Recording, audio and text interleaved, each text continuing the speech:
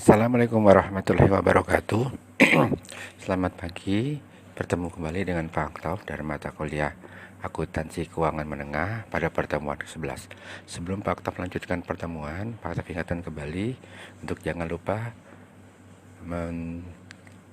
like dan mengisi komen pada halaman YouTube video ini. Dengan isi komen ini adalah nama Anda, nomor absensi, dan kehadiran Anda hadir sebagai tanda bukti kehadiran Anda dalam perkuliahan ini.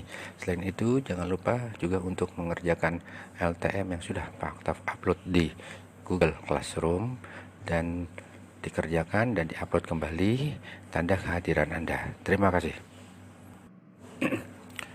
Baik, kita lanjutkan pertemuan 11 ini dengan materi investasi jangka panjang dan hutang jangka pendek.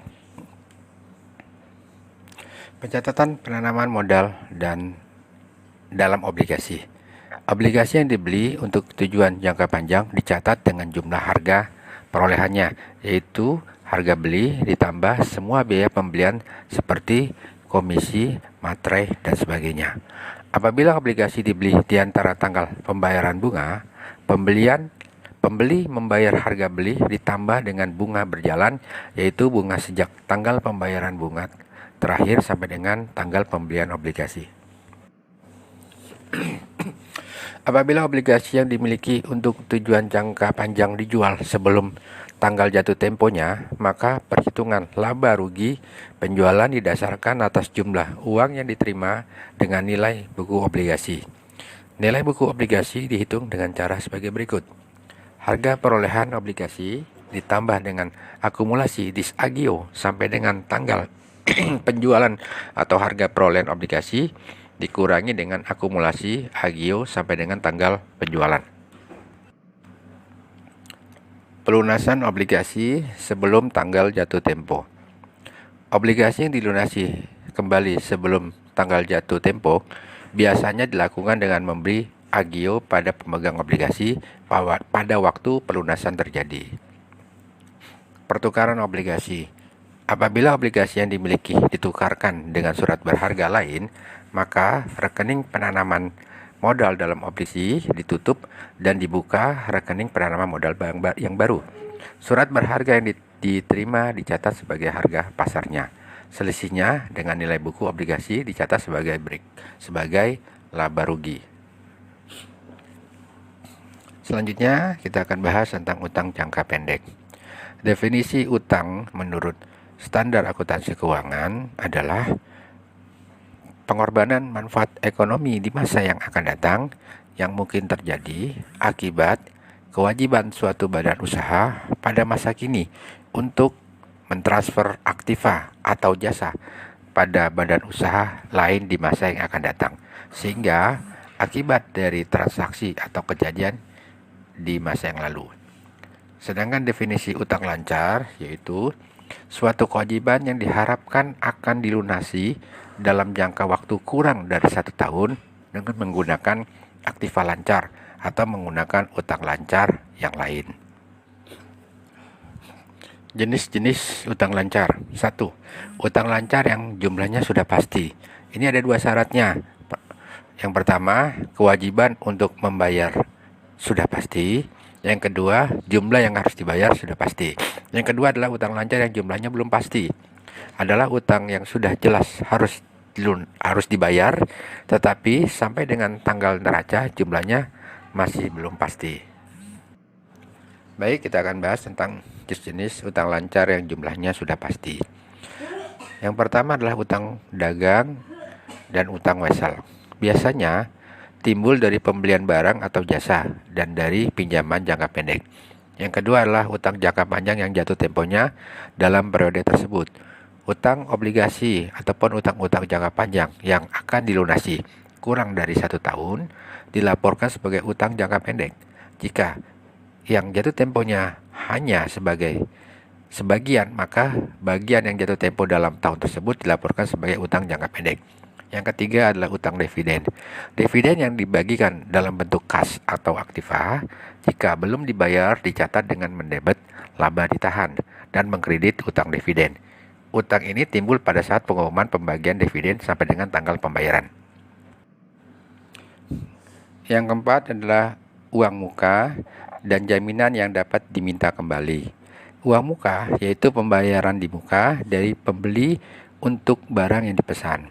Jaminan dimasukkan sebagai utang jangka pendek jika dapat ditarik kembali sewaktu-waktu. Yang kelima adalah dana yang dikumpulkan untuk pihak ketiga. Perusahaan terkadang dapat menjadi pihak yang mengumpulkan uang dari langganan atau pegawai yang nantinya akan diserahkan kepada pihak lain. Pengumpulan dana ini dapat dilakukan dengan cara pemotongan upah pegawai atau membebani pembelian dengan jumlah tertentu. Yang keenam adalah utang biaya, yaitu utang yang timbul dari pengakuan akuntansi terhadap biaya yang sudah terjadi tetapi belum dibayar, misalnya utang gaji, utang biaya sewa, dan sebagainya. Yang ketujuh adalah utang bonus. Ada 3 cara perhitungannya. Pertama, bonus dihitung dari laba sebelum dikurangi bonus dan PPh. Yang kedua, bonus dihitung dari laba sesudah dikurangi PPh sebelum dikurangi bonus. Yang ketiga adalah bonus dihitung dari laba sesudah dikurangi PPh dan bonus. Selanjutnya, kita akan bahas tentang jenis utang lancar yang jumlahnya belum pasti. Pertama adalah taksiran utang PPh. Besarnya pajak biasanya diperoleh dengan cara mengalihkan tarif pajak yang berlaku dengan jumlah laba. Maka jurnalnya adalah PPh pada utang PPh. Yang kedua adalah taksiran utang hadiah yang beredar. Terkadang ditawarkan hadiah atas pembelian barang tertentu. Hadiah ini merupakan biaya untuk periode di mana penjualan barang tersebut terjadi. Apabila jangka waktu pengambilan hadiah melampaui 1 periode akuntansi, maka pada akhir tahun dibuat AJP sebagai berikut. Biaya hadiah penjualan pada utang hadiah yang beredar. Yang ketiga adalah taksiran utang garansi. Jurnalnya adalah biaya garansi pada taksiran utang garansi. Yang keempat adalah taksiran utang pensiun. Jumlah pensiun yang akan dibayarkan ditaksir berdasarkan jumlah karyawan, umur dan jangka waktu pembayaran pensiun. Lalu jumlah taksiran tersebut dibagi dengan taksiran jangka waktu bekerjanya karyawan tersebut. Maka jurnalnya adalah biaya gaji pada utang pensiun. Utang bersyarat adalah utang yang sudah tanggal neraca masih belum pasti apakah akan menjadi kewajiban atau tidak. Dasarnya adalah kepastian timbulnya utang. Jika kewajiban membayar masih belum pasti, meskipun jumlahnya sudah pasti, belum pasti termasuk ke dalam utang bersyarat. Contoh utang bersyarat adalah piutang wesel didiskontokan atau dijaminkan, sengketa hukum, jaminan terhadap utang anak perusahaan. Baik, karena waktunya sudah berakhir dan materi hari ini sudah selesai pada pertemuan ke-11 ini, jangan lupa untuk like dan memberi komen di channel YouTube sebagai tanda kehadiran Anda hari ini dengan menyebutkan nama dan nomor absen dan hadir. Selanjutnya jangan lupa untuk mengupload dan mengerjakan LTM yang sudah diupload dan diupload kembali LTM tersebut. Perhatikan batas waktu penguploadan. Terima kasih, sampai bertemu kembali minggu depan.